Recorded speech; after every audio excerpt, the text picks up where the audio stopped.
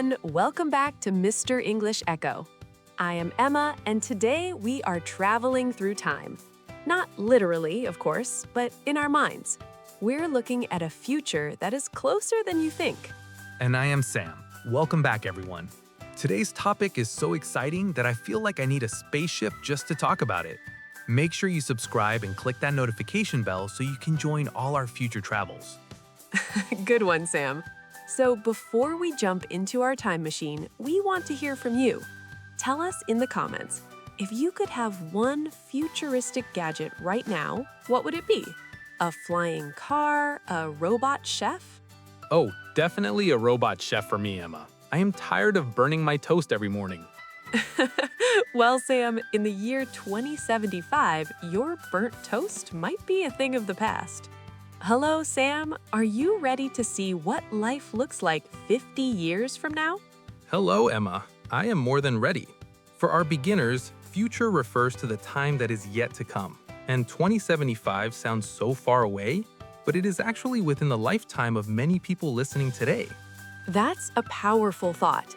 Imagine waking up in 2075. What is the first thing you see? Is it a normal window, or is your window actually a giant screen showing you a beach in Hawaii while you are in a cold city? I think the walls of our homes will be smart screens. You could change the wallpaper of your room just by speaking. Hey house, make my room look like a forest today. Smart homes. That is a term we use for houses that use advanced technology.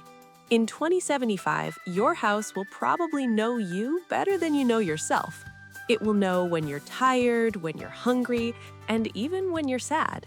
That sounds a bit scary, but also very helpful. Imagine a house that plays your favorite music the moment you walk in, because it knows you had a long day. Exactly. And let's talk about transportation. We have been dreaming about flying cars for 100 years. Do you think they will finally be here in 2075? I think so, but maybe not cars like we see in movies. Maybe they will be small, silent drones that carry us from building to building. No more traffic jams on the ground. No traffic jams. That would be a dream come true for anyone living in a big city. Traffic jam is when there are too many cars and nobody can move. In 2075, the sky will be the new highway. But Emma, if everyone is flying, who's driving? Nobody, Sam. Everything will be autonomous. Autonomous means self-driving. You just sit back, enjoy your coffee, and let the computer do the work. I love that. I can practice my English lessons while my car flies me to work. It's the perfect use of time. It really is. And speaking of work, what kind of jobs will people have in 2075? Robots will be doing all the heavy lifting and the cleaning. I think we will have space tour guides or robot psychologists, people who help robots understand human emotions. Robot psychologist. That sounds funny, but it might be real. As AI becomes more advanced, we'll need people to manage it. AI stands for artificial intelligence. It is the technology that makes machines think. By 2075, AI will be everywhere, in our clothes, in our tools, maybe even in our shoes. Smart shoes that tell you how many steps you've taken and even fix your posture. The possibilities are endless. But Sam, what about food? Will we still be eating pizza and burgers? I hope so, but maybe the meat will be grown in a laboratory without harming any animals. Or maybe we can print our food using 3D printers. 3D printed food. You just download a recipe and the machine builds a cake for you layer by layer.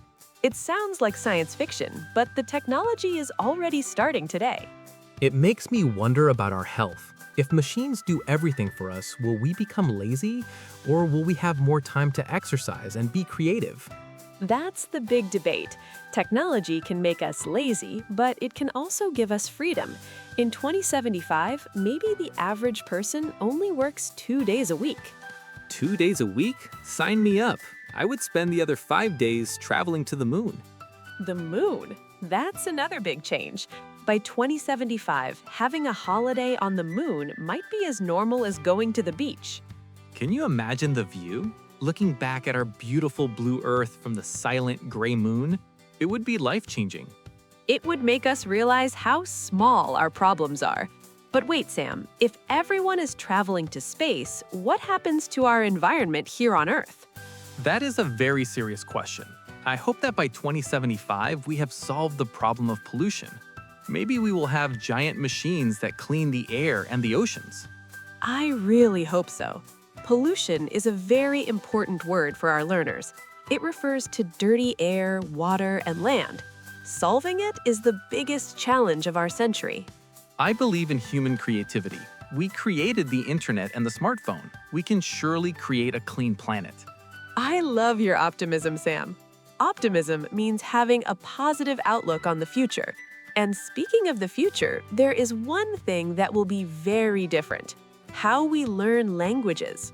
Oh yeah, are you saying people won't need to study English anymore? Not exactly, but imagine a tiny device in your ear that translates any language in real time. Someone speaks Urdu and you hear English instantly. Wow, that would change the world. No more language barriers. But Emma, does that mean we lose the beauty of learning a language ourselves? That's exactly what I was thinking. There's a special feeling when you finally understand a joke in another language, or when you make a new friend by speaking their tongue. A machine can't replace that human connection. You're so right. Even in 2075, I think people will still want to learn English because it's a way to connect hearts, not just words. I agree. And besides, who wants to rely on a battery to have a conversation?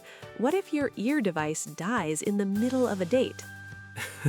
I'm sorry, I can't understand why you're angry because my translator just ran out of power. That would be a disaster. That definitely would. So don't worry, everyone. Your English practice is still very valuable, even in the future. But Sam, we haven't even talked about the most shocking part of 2075 yet. The most shocking part? What is it? Is it about aliens or living underwater? It is something even more personal than that. It's about how long we're going to live.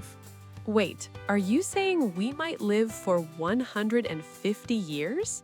Some scientists think so, and the way we will do it is absolutely mind-blowing. Sam, don't stop there. Tell me more. How is that even possible? Well, everyone, I'm going to tell you the secret to living a very, very long life in the future. But we have to take a tiny breath first. Oh, Sam, I'm making me so curious. We need to know this right now. Okay, Emma, I won't keep you waiting any longer. In 2075, scientists believe we will have nanobots in our blood. Nanobots? That sounds like something out of a science fiction movie. What are they exactly?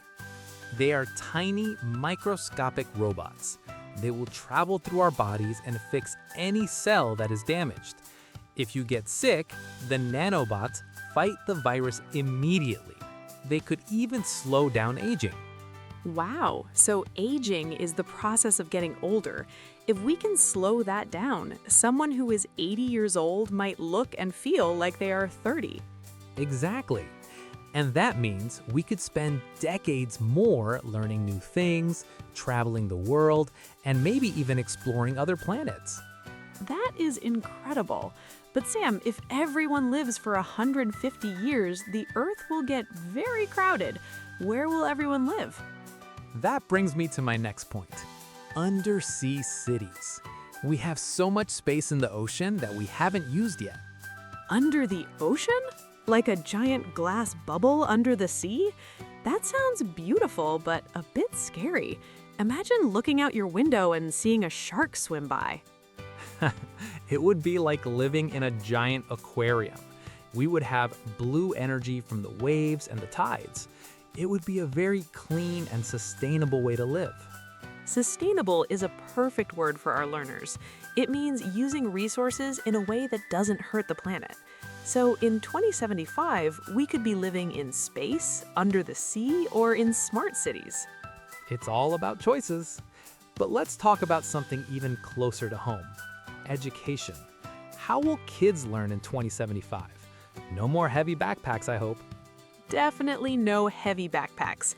I think kids will use virtual reality or VR headsets. Instead of reading about ancient history in a book, they will put on their headsets and actually walk through ancient Rome. Now that is a history lesson I would never miss. You could feel the heat of the sun and hear the sound of the horses.